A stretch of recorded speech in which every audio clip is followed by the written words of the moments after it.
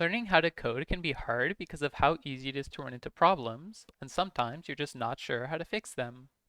When someone asks me for help with their code, usually, unless I can see the issue right away, I ask them if they tried debugging. A lot of the time, they don't know what that is, how to do it, or they just know how to do parts of it. I think that's a shame because I used to need help all the time until I learned how to debug. It's why I joined SCF in the first place, which is a Roblox scripting server. Now, I can fix pretty much anything in my code myself, unless it's like an obscure issue. So first off, what is debugging? Well, any problem in your code that makes it so it doesn't work like it should is a bug. It could be a typo, an error, a problem with the code's logic, or anything like that. So then debugging is about finding and removing those bugs so the code works like you expect. You can really debug however you want, but I generally use a three-step process of figuring out the problem, finding where the problem is in the code, and then figuring out why it's a problem.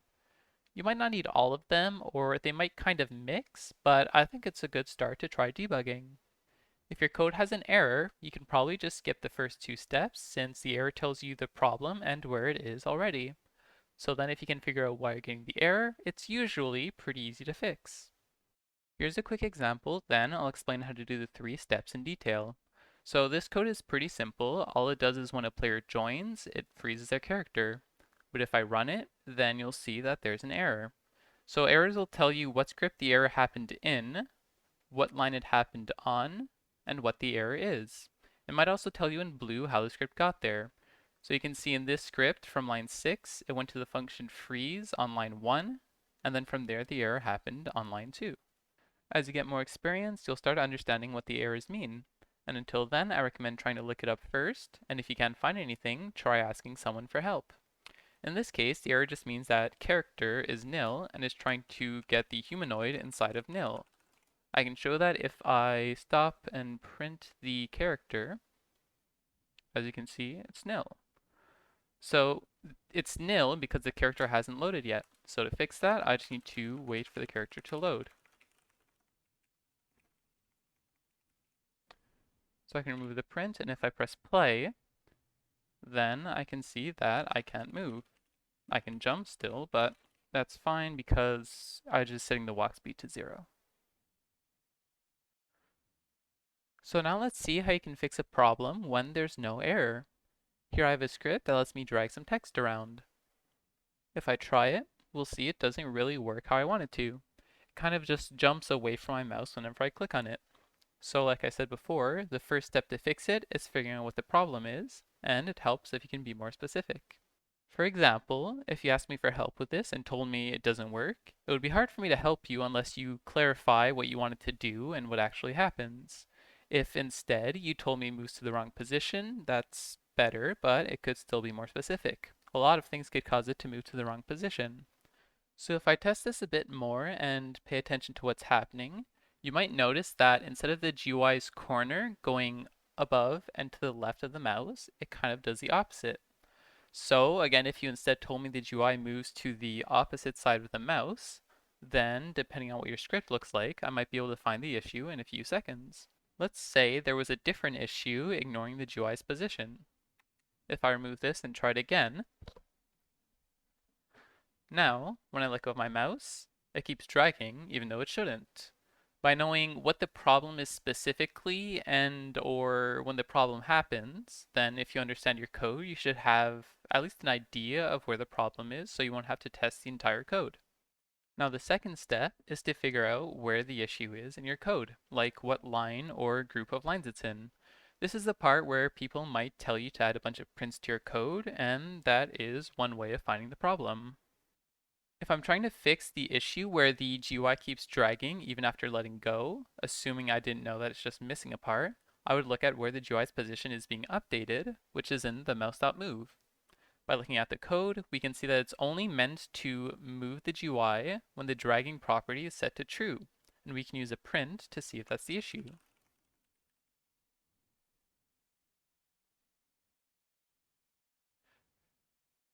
So it starts as nil, which is good because it won't be moving the mouse.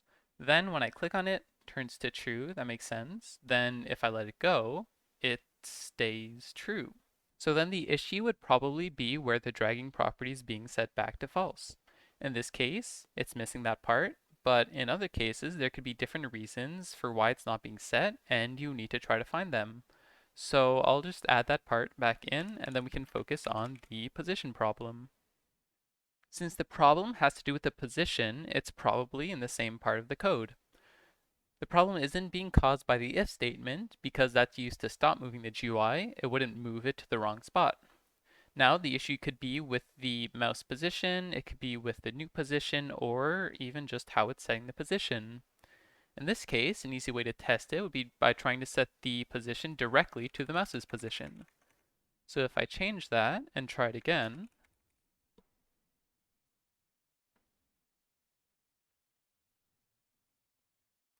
we can see that it's working correctly. It's moving it to the corner of the mouse, which is what it's supposed to do.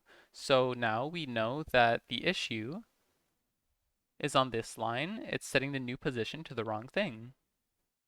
So now we just need to know why it's wrong. If you look at what it does, it takes the mouse's position and removes the offset from it. We know the mouse position is right, so the problem is either with the offset or the fact that we're subtracting it from the mouse position. To test it, I can try printing the offset. So if I click 10 pixels to the right, I want the offset to be -10 since the GUI has to move 10 pixels to the left of the mouse. So if I try it, we can see that the offset is negative like it should be. I click on the right and then it should move to the left. So that means the problem has to be with the fact that I'm removing it since this is right and this is right. So if I try switching it and try it again, let it load, and then now we can see that it works perfectly. Now that you have an idea of what the 3 steps are, I'll show another example that's a bit more complicated. This script is supposed to spawn grass on the 3 levels of terrain here, ignoring things like trees. If I run it, it doesn't really do what I want. The problem seems to be that the grass isn't spawning on the middle layer. Now that could be enough information to try and debug it, but like I said, it helps to be more specific. In this case, if I look around a bit, then you'll see that grass is being generated inside the middle layer instead of on it. Now, there could be a few reasons for that, like maybe the grass's position just isn't being set properly. We can test that right now by moving the platform and seeing what happens. So if I run it again, now we can see that grass is just completely ignoring the middle layer. And knowing that should help us fix the problem faster or make it easier for anyone else to help us. To find the problem in your script, you should understand how your code works, so I'll explain this. It uses raycasting to detect where the ground is, and uses raycast parameters as a filter to only look for things in the ground folder. Then it keeps looking for a spot to place a grass on, making sure it hits something before saving the position, then using that position to place a grass. Since we already know the problem is that the middle layer of grass is being ignored, the problem is probably with the raycast parameters here. To test it, we can try making it so instead of only including the ground, we include everything. That way, if the grass still isn't spawning on the middle layer, in this case I have no idea what the issue would be, maybe the grass is a ghost. If it does though, then we found where the problem is. So if I run it, we can see that grass is spawning on the middle layer now, and I probably should have moved it back. Another way we could have tested it is by trying to print the raycast results when it hits the ground and seeing if it prints what we expect it to. So if I run it here and look at the output, we can see that usually it's hitting the grass, but sometimes it's hitting the ground, which shouldn't happen because all the ground here is being covered by grass.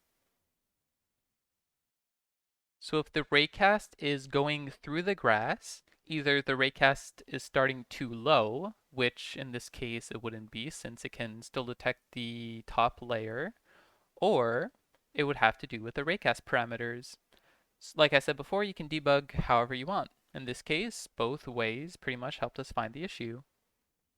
Now the last thing to do is figure out why the raycast parameters don't include the middle grass part.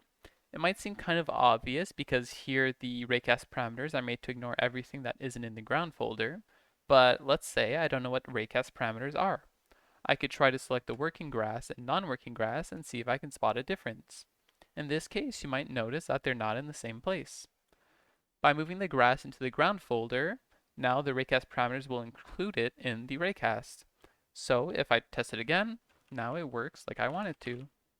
As you can see, the problem isn't always with the code itself, but you can still debug the code to figure out what's causing it.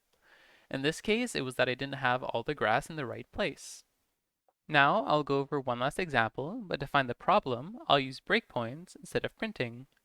Breakpoints can be used to achieve similar or better results to printing depending on the context, since they let you go through the code line by line and show you the values of all the variables at that point in the script.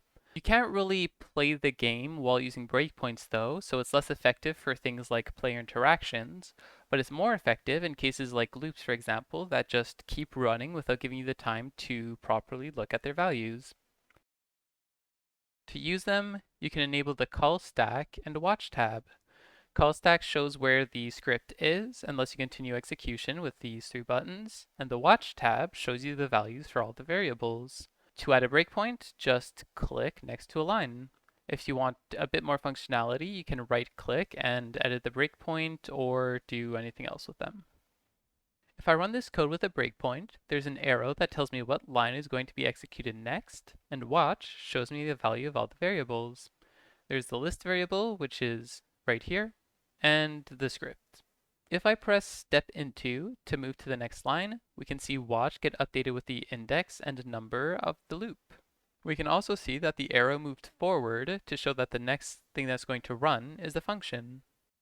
So if I press step into again, it's going to move into the function, and we can see on the call stack tab that we were on line 10, and then we went into the function of do random stuff, and we are now on line 4. Now I can keep going into the function, and if I want to leave it immediately, I can press step out. If instead, when the next line that's going to run is the function, if I press step over, it's going to skip over the function completely. It's useful for, say, a function with a lot of code that needs to run, but I don't want to go through it line by line because I know it already works. Okay, so this script has an issue. I'll remove the function since it's not really needed in the code, and I'll also remove the breakpoint so we can test it. What the code is supposed to do is remove every even number from the list. But if I run it, and we take a look at the results, we can see that there's still a 2. It didn't remove all the even numbers. But it's not really clear why it didn't remove the 2. So if we want to test it, we can just include a larger sample size. So in this case, I'll just add a couple more numbers, just like this. And if I run it again, we can look at the result and see if we can find a pattern with the numbers that are being ignored and the ones that aren't. So if we look at the list, now we can see that there is a 2, which is probably one of these 3. There's a 4, which also shouldn't be there. And it seems like the rest got it removed. So this 4 is gone, this 8 is gone, this 6, and the 2 is gone. So to me, it seems like the problem is that when you have pairs of even numbers, they don't get removed. And if we're still not sure at this point, we can try just putting a list of numbers and try to guess what the output will be. So I could do 2, 4. So the first number should be 4. Then I can put 6, 5, 3, 2, and then 6. So in this case, if it is only pair numbers, it would be 4, then the 6 would be removed. So 4, 5, 3, and 6. So if we test it, 4, 5, 3, and 6. So now we know that we found the problem. So the issue is happening in the for loop. There isn't really anywhere else in the code it could happen, and it would be kind of hard to figure out what line the problem's on without knowing why the problem's happening, because it's kind of a weird error. So step 2 is pretty much already done, and we can go straight to step 3. What the code does is go through every number, check if it's even, then remove it and lower the index. I'm not really sure why it's trying to lower the index, but let's run it with a breakpoint and see if we can figure out what's happening. So I'll go to the next line. Now we are inside the for loop and we can see the index is 1. So we're getting the first number in the list and the number is 2. So I can keep running. It's a pair number, so it'll go to the table.remove and then we can keep going. And now the index is 2, but the number is 6, which doesn't seem to really make sense. But if we look at the list here, we can see the first index is now not 2, it's 4, and the second index is 6. So if you're looking at what the values currently are, it does make sense. So when it removes a number from the table, basically all the other numbers to the right move to the left to fill the spot. So now it kind of makes sense why we're trying to remove one from the index, because then the index can move with the other items in the table when it removes a number, but clearly that doesn't really seem to work. If we check it out again, it's looking specifically at the index, we can see that the index, it goes down, which is good, but then on the next iteration, it goes right back up to 2. So clearly we need a different way of fixing it. So now I kind of changed the loop so it's using an index value that's being updated every loop. And then whenever it finds an even number, it removes one from the index so that it will hopefully remove every even number. So if I test this, now we can see that there's just a 5 and a 3, and those are the only numbers that should stay. This is another way that we could have fixed it by going through the table in reverse. When the items shift to fill the spot, the index is moving to the left, so it's never going to get the numbers replaced. That should give you a pretty good idea of how debugging works, but if you really want to understand it, practicing is the most important part. So I included some examples in here, and there's a link to the game in the description that you can make a copy of. Sometimes debugging is harder than others. Like when you have a lot of complicated scripts, it can be hard to figure out exactly in what situation a bug happens, and that's when you need to test a lot and pay attention to everything. You can also try printing values throughout your code so you can understand what's happening behind the scenes of your script before and after the bug happens. To handle a lot of complex code, you should try breaking it down into different parts and focusing on what those parts do and testing them to make sure they do exactly what they're supposed to. Even if you don't manage to debug your code completely, giving it a try will help you improve, and it will probably make it easier and more likely for other people to help you. So in the end, I think debugging is one of the most important things you can learn to get to the next level and start fixing pretty much anything yourself. If this video helped and you want to see more like it, feel free to leave a like and subscribe, and let me know your thoughts in the comments. Good luck!